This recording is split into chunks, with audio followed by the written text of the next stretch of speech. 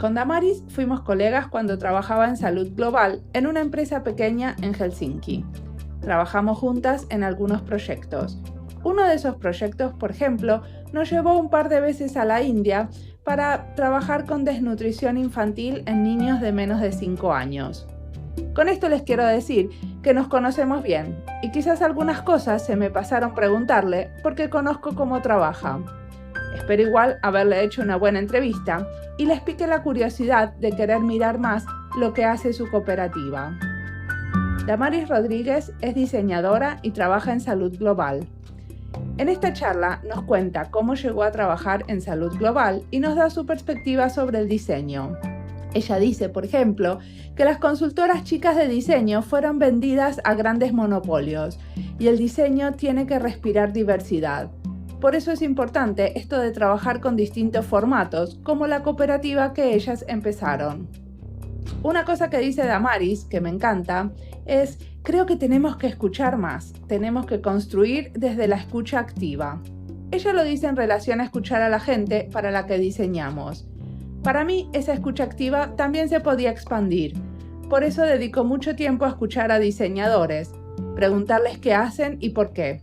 Los que escuchan diseño y diáspora creo que saben algo sobre esa escucha.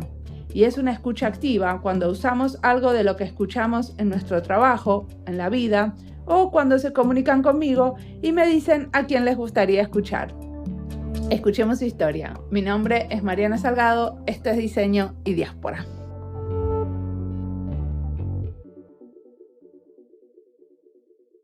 Me llamo Damaris Rodríguez, soy diseñadora, trabajo sobre todo en salud y soy originalmente de Madrid y aquí estoy en Madrid viviendo ahora mismo. ¿Y qué estudiaste? ¿Qué tipo de diseño estudiaste? Realmente yo vengo de comunicación audiovisual. Siempre creo que desde pequeña, además, he estado leyendo cosas de cuando tenía 12, 13 años y realmente siempre quise ser diseñadora, pero creo que el diseño me llegó un poquito más tarde, de manera un poquito más accidental, pero yo entré en comunicación audiovisual y en primero de carrera ya me di cuenta de que no era la carrera. Entonces, toda mi educación en diseño sobre todo ha sido como muy intencionada. Entonces empecé a estudiar en segundo de carrera diseño gráfico y diseño web. De ahí empecé a interesarme mucho en diseño de interacción y trabajando aprendí a aplicar el diseño y siempre ha habido momentos como de estudiar y de practicar el diseño y siempre ha sido como muy intencionado, pero realmente no estudié lo que he trabajado. Pero hace mucho tiempo que vivís fuera de Madrid, en realidad. Ahora recién estás volviendo, ¿cierto? Contame un poquito de ese periplo. ¿Por dónde estuviste y haciendo qué? Yo empecé trabajando haciendo páginas web y empecé muy jovencita, como con 20 años, y a los 23, 24 años tomé la decisión de que me apetecía entender más el diseño, pero desde una perspectiva más fuera de, o sea, me interesaba el mundo digital y lo que empecé a buscar es como qué cosas hay interesantes en el 2010 esto era. Y de repente empecé a ver cosas de Internet of Things, de entender un poco el diseño y la tecnología desde un punto más de conectar personas, objetos. Y me fui a Londres a hacer una beca que me ayudó un poco a expandir un poco más el concepto que yo tenía de diseño e interacción. Y a partir de ahí estuve como casi 4 años en Londres, trabajando también desde el diseño de interacción y empecé un poco a profundizar más en diseño de servicios. Y un momento en Londres necesité como un parón porque era como, me gusta mi profesión, pero no me gusta, no tengo ningún interés en trabajar para bancos, no tengo ningún interés para trabajar para fortalecer el capitalismo. Y lo dejé todo un poco y estuve un año un poco reflexionando. Y al final de ese año, un poco de manera casual, tuve una oportunidad de hacer un pequeño freelance de salud maternal y como que la salud entró de manera muy accidental en mi vida y desde los últimos 5 años llevo trabajando en salud maternal, desde el diseño, e intentar un poco entender y profundizar más qué soluciones y servicios y experiencias las personas más vulnerables de los sistemas de salud pueden tener para que al final tengan servicios adecuados a sus necesidades. Bueno, entonces ahora vayamos a un ejemplo. Contame un caso que a vos te parezca que con el diseño pudieron realmente tener un impacto justamente con estas comunidades vulnerables. Pues un trabajo que estaba haciendo este último año era un trabajo que llegó como un poco de, oye, necesitamos ayuda en esto. Y la idea es que cuando pensamos en los profesionales de salud, sobre todo a nivel rural, pensamos una enfermera, sobre todo, son personas, por ejemplo, este es un proyecto que se llama FISIC y lo he trabajado en Mozambique, en Costa de Marfil y en Nigeria. Y la idea es que cuando pensamos en el sistema primario de salud, al final son pequeñas clínicas que están en zonas muy, muy rurales, en las que no hay ni siquiera médicos, son enfermeras o auxiliares, que realmente hacen un papel súper importante para que las comunidades más vulnerables tengan servicios básicos, desde que le traten malaria, desde servicios de maternidad, hacen una labor muy importante, pero realmente están como muy olvidadas. Y entonces la idea es que siempre cuando pensamos en soluciones en los sistemas de información, los formularios que utilizan, siempre se piensa que la innovación es tecnología, ¿no? Es como si ponemos un iPad, una tablet y que registran la información, pero la idea es que realmente esas herramientas no van a estar disponibles en un corto o un medio plazo. Entonces la idea es como, ¿por qué no diseñamos un buen sistema de información en papel para que los profesionales de salud puedan tomar decisiones adecuadas, poder referir a tiempo y poder como empoderar a esos profesionales de salud a que sean mejores profesionales? Entonces ha sido un trabajo muy participativo porque había que diseñar un sistema que funcionara en 3 contextos muy distintos, ¿no? En 3 idiomas distintos, está diseñado en inglés, en francés y en portugués.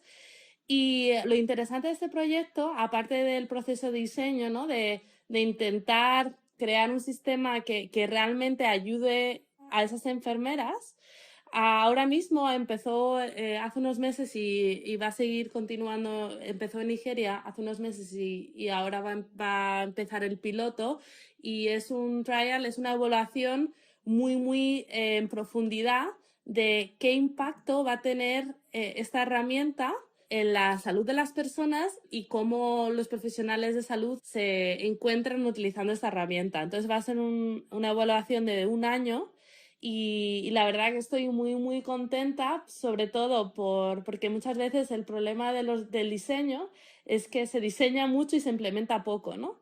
Y tener la oportunidad de implementar una herramienta, primero que está hecha en papel, que es como, para mí es el diseño al final es también gestionar la simplicidad, ¿no? Y utilizar limitaciones. Es una hoja en papel en blanco y negro y que está muy bien diseñada, no porque lo haya hecho, pero creo que es como buscar la esencia del diseño para aportar valor y diseñar en contexto.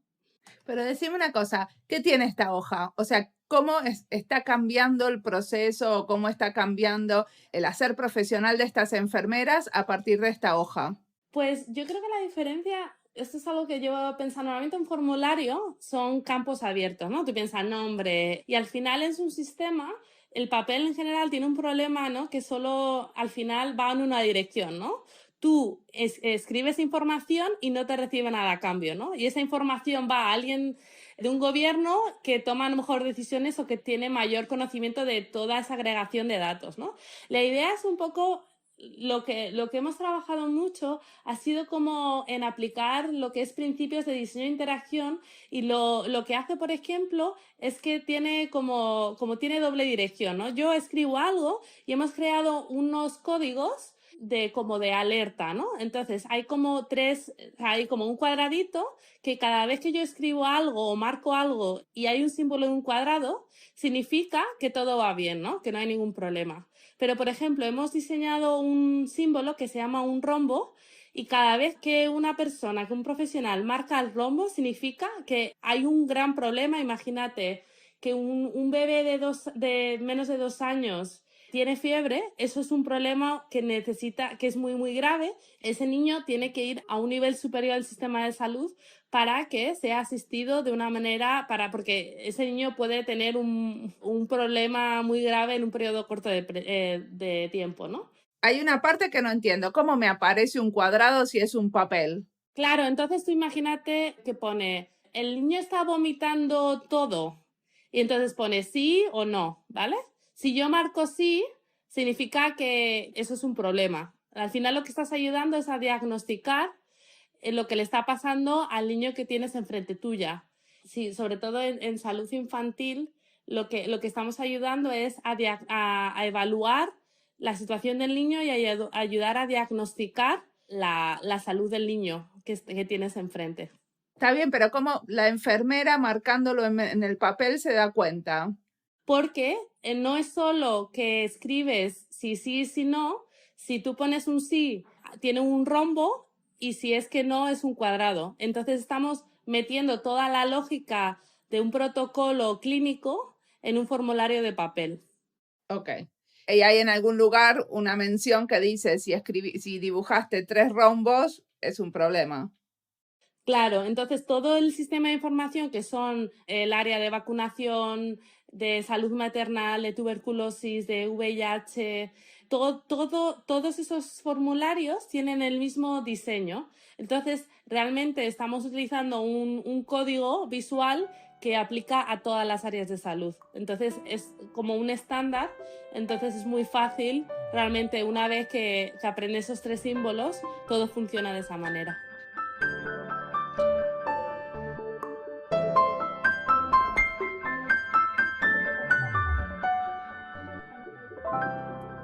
Damaris cuenta sobre un sistema en papel. Nosotros el mes pasado también tuvimos un trabajo muy intenso para rediseñar los formularios en papel. Son los formularios que usan los inmigrantes cuando tienen que solicitar residencias o tener la ciudadanía finlandesa. La realidad es que aunque cada vez más la gente completa los formularios online, sin embargo hay mucha gente que los usa en papel. Incluso gente que es muy ducha con las computadoras, para las cosas importantes a veces prefieren el papel. Y armar un sistema de formularios para que sea consistente no es fácil. Lo hicimos durante 5 días, pero en vez de ser días consecutivos, como no logramos compaginar los horarios de todos los que tenían que participar, lo hicimos en días de diferentes semanas. Algo así como una sprint, pero en diferido. Eran días intensos, con testeos y prototipos, igual que una sprint. Pero entre un día y otro podríamos reflexionar más y pensar mejor el siguiente encuentro. El formato funcionó y terminamos con 2 modelos testeados y listos para ser implementados. En poco, mis compañeras de England seguramente escriben un blog sobre la experiencia. Sigamos escuchando a Damaris.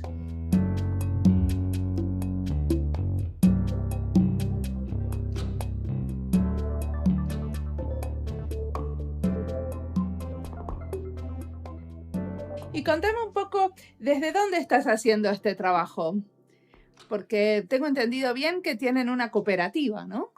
Sí, hace 2 años nos juntamos Melanie, Ledia y yo, y fue un poco, al final yo llevo reflexionando mucho que no es solo los proyectos en los que uno trabaja, sino también la manera en que el diseño tiene que operar. Y eso es algo que llevo pensando mucho, sobre todo si pensamos en los últimos años, cómo todas las empresas, consultoras de diseño han sido como compradas o vendidas a grandes corporaciones, ¿no? A estos monopolios. Y eso es algo que yo estoy como muy en contra. Creo que el diseño tiene que también respirar diversidad y no solo tiene que pertenecer a todas esas corporaciones. Entonces, cuando nos sentamos un poco, esto fue un proceso como de empezar en folio en blanco, ¿no? De decir, ¿cómo nos gustaría trabajar? Y una de las cosas que yo he sentido la necesidad es de poder crear modelos un poquito más grupales y con más impacto. Y una de las cosas que hay es que cuando uno trabaja en problemas muy complejos, si alguien te viene con un proyecto de vacunación en un contexto muy específico, necesitas a un equipo que sea adecuado al reto al que estás diseñando, ¿no? Porque desde el diseño hay un montón de maneras de ver el diseño.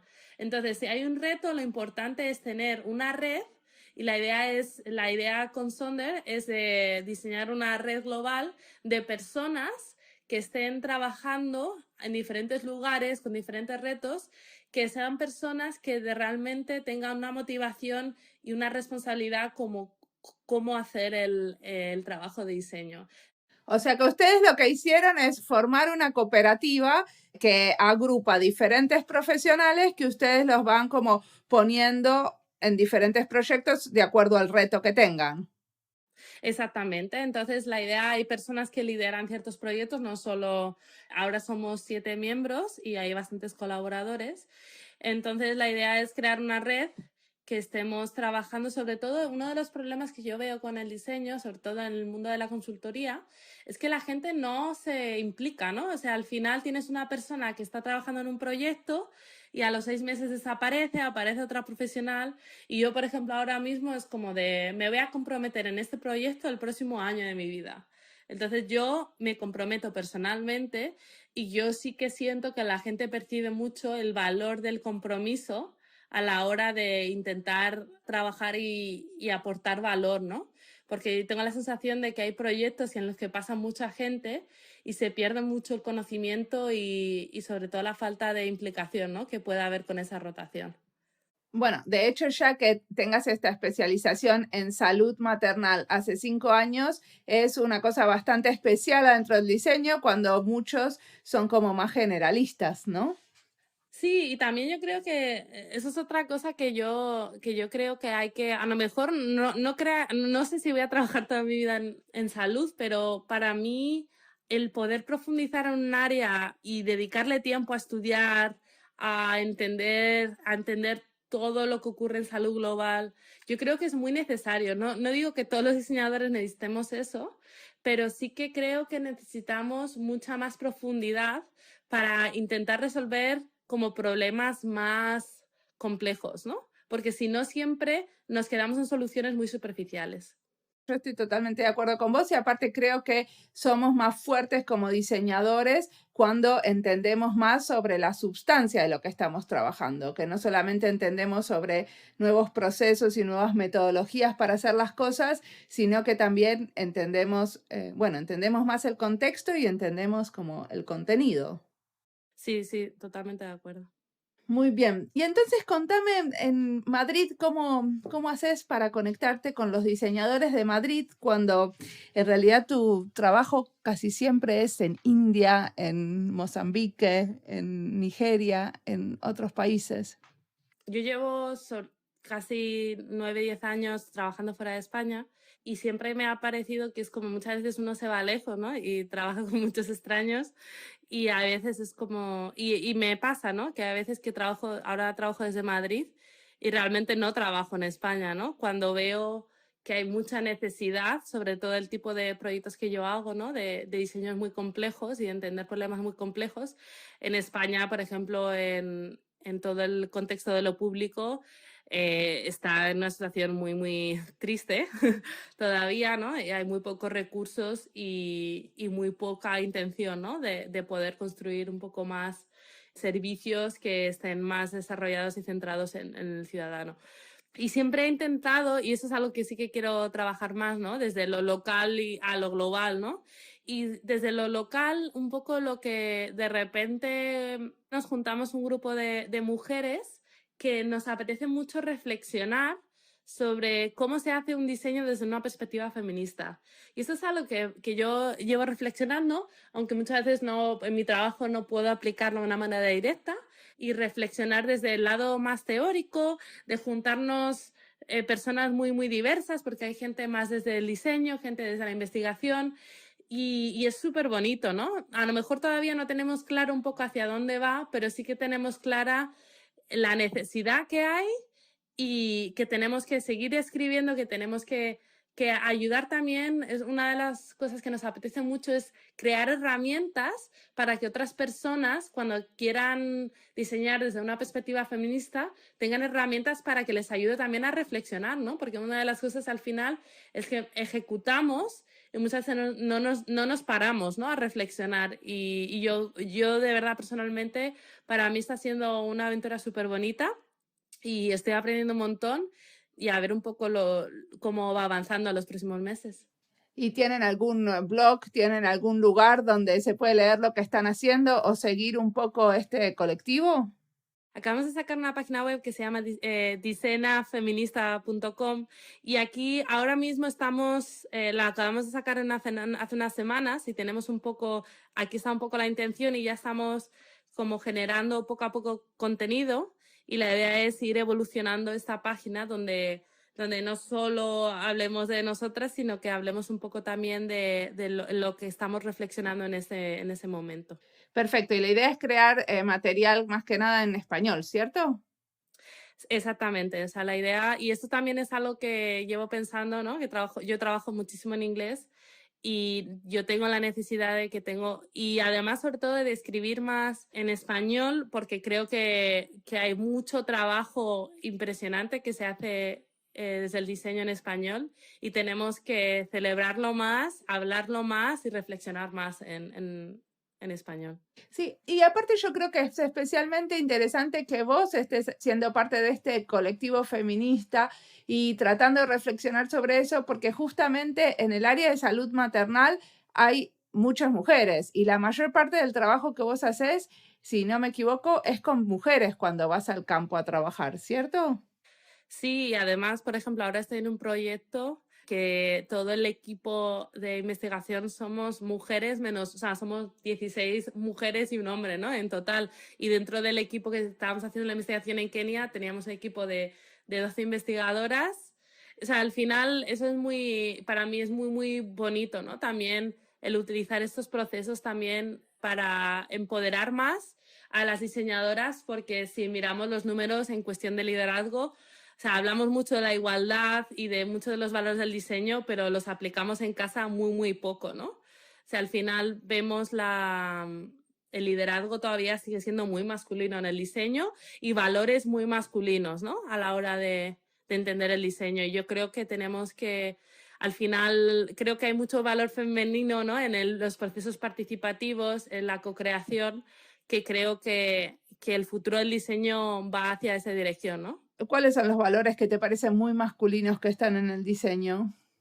Pues yo creo que el centrar el éxito, por ejemplo, de un proyecto de diseño en el diseñador, al final yo sí que creo que los diseñadores lo que hacemos no solo mediar, yo ahí es algo que sí que mediamos procesos, pero sí que amplificamos voces, ¿no? Y nuestra responsabilidad, ¿no?, es de reconocer todas las personas que participan en un proceso, en cualquier tipo de proceso, y no solo decir brillar, o sea, al final creo que el diseñador tiene que dejar brillar a otras personas. El diseño más tradicional, ¿no?, que viene del creador de la obra, ¿no?, el que toma la decisión, el que brilla, el líder de opinión. Yo creo que se puede liderar el diseño desde otra perspectiva en la que hacemos brillar a todo el mundo, en la que participa en un proceso de diseño. Y sobre todo de escuchar.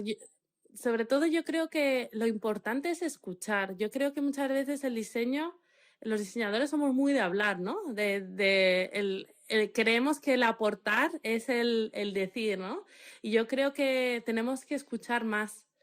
Tenemos que escuchar y construir desde la escucha activa, porque creo que tenemos que aprender mucho y creo que el diseño en los últimos 10 años se ha encargado de decir que somos la solución a tus problemas, y yo creo que esa venta del diseño no es nada positiva, porque creo que todas las profesiones y todas las disciplinas tienen algo que aportar. Y el ser tan simplista, decir que el diseño, el design thinking es la solución a todos tus problemas, estoy como muy, muy en contra. Sí, bueno, pero por otro lado, por ejemplo, vos estás llegando a un área que es el área de salud global o de cooperación internacional, donde es una novedad que haya diseñadores trabajando, ¿cierto? Entonces, también parte de decir somos la solución al problema es parte de argumentar en favor a la contribución que puede hacer el diseño en ese contexto. Sí, sí, al final, o sea, yo que venía de trabajar en la industria como más privada, el entrar en salud ha sido como de repente el discurso que a lo mejor teníamos hace 10 o 15 años, de repente como volver a formularlo, ¿no? Pero sí que creo que la diferencia es que cuando uno trabaja en problemas muy, muy complejos que lleva gente intentando resolverlos 40 años, la solución no es prototipar, la solución no es hacer un workshop. Al final, creo que si el diseño quiere avanzar y ir más hacia la complejidad, también tenemos que diseñar nuevas herramientas, porque creo que al final el diseño al final es muy simplificador, ¿no? Que es muy necesario, pero creo que a veces se queda muy superficial si pensamos en soluciones de diseño, si no profundizamos más.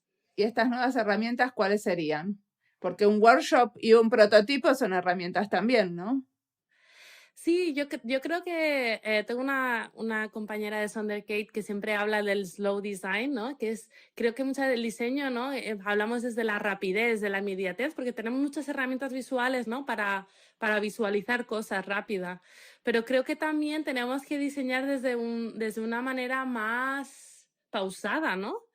De una manera un poquito que creo que lo bonito de los trabajos que yo hago es que son proyectos más largos y te permite diseñar de una manera más pausada y más reflexiva, ¿no?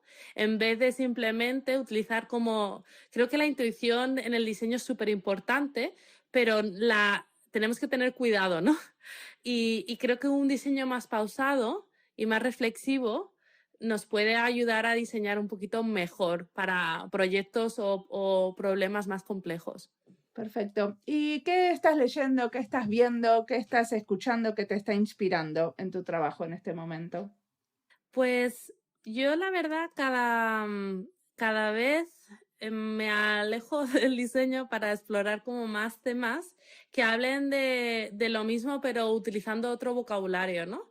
Porque creo que eso es algo que siempre me pienso, ¿no? O sea, yo siempre pienso en lo que hago hoy, pero siempre pienso, ¿no? Hacia dónde quiero ir, ¿no?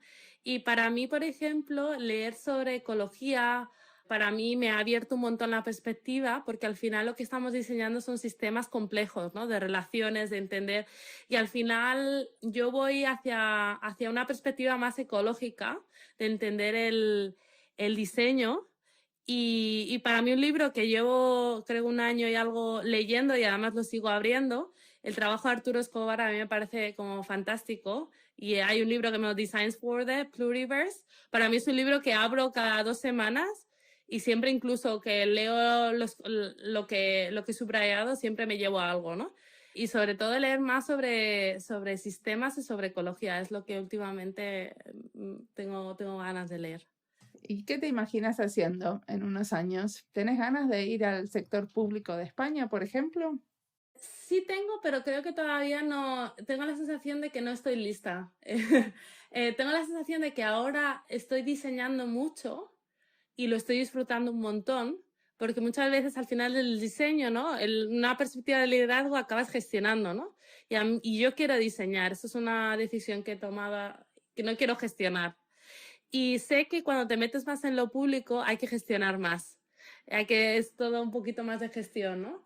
Y quiero seguir diseñando, sobre todo ahora mismo, porque creo que lo disfruto mucho y que me ayuda, lo disfruto mucho sobre todo.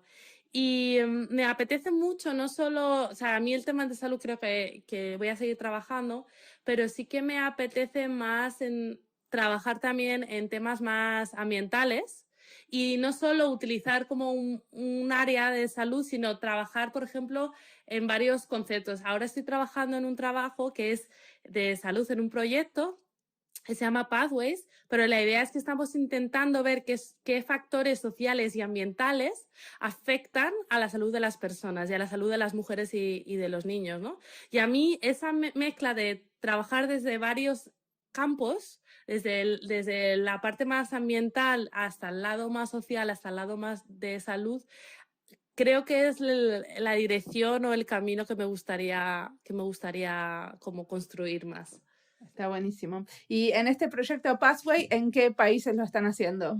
Pues estamos trabajando en Kenia y los estados de la India. Y la idea es un trabajo que empezó un grupo que se llama Vihara hace unos años, que hicieron mucho sobre todo en salud infantil, ¿no? Para ver qué factores hacen una familia vulnerable. Entonces fue un trabajo muy, muy interesante y lo que se ha hecho es un trabajo como el siguiente paso de este proyecto, que es intentar mezclar diferentes disciplinas desde lo cualitativo. Entonces estamos trabajando desde la antropología, desde la investigación en diseño y desde el behavioral science. Y la idea es trabajar desde 3 disciplinas de la investigación cualitativa para entender qué factores sociales y ambientales manifiestan como la vulnerabilidad, qué factores aplican, y luego lo que se va a hacer el siguiente paso es introducir una investigación más cuantitativa para ver realmente qué familias son más vulnerables,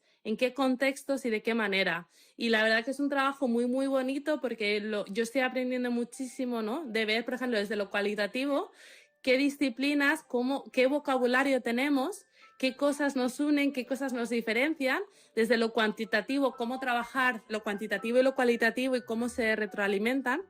Y para mí está haciendo un proceso muy, muy bonito y creo que al final de este proceso se va a generar un conocimiento y la idea es diseñar un modelo para que los gobiernos, para que la gente que implemente entienda más la población a la que sirve, ¿no? Y que puedan diseñar intervenciones de salud más apropiadas a las necesidades de las diferentes comunidades que sirven en los diferentes países. Perfecto.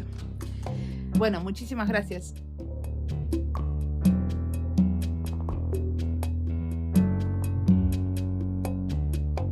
Si te interesa escuchar más sobre salud global, un episodio que dialoga con este es el de Verónica Blugerman. Ella también era colega nuestra trabajando en la misma empresa. Es el episodio 7. Y si te interesa leer sobre lo que hicimos en salud global, también con Damaris, escribimos un par de artículos académicos sobre el aporte del diseño de servicios. Los publicamos en una revista de ginecología y obstetricia. Los encontrás online.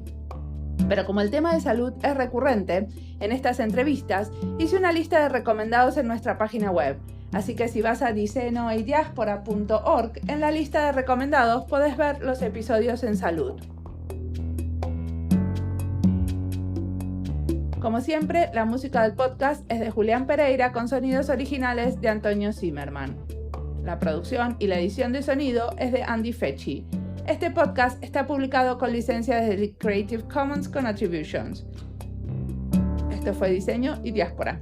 Pueden seguirnos en nuestra cuenta de Twitter, @diseño y diáspora, en nuestro sitio web disenoediaspora.org y no olviden recomendarnos. Nos escuchamos en la próxima. Chao.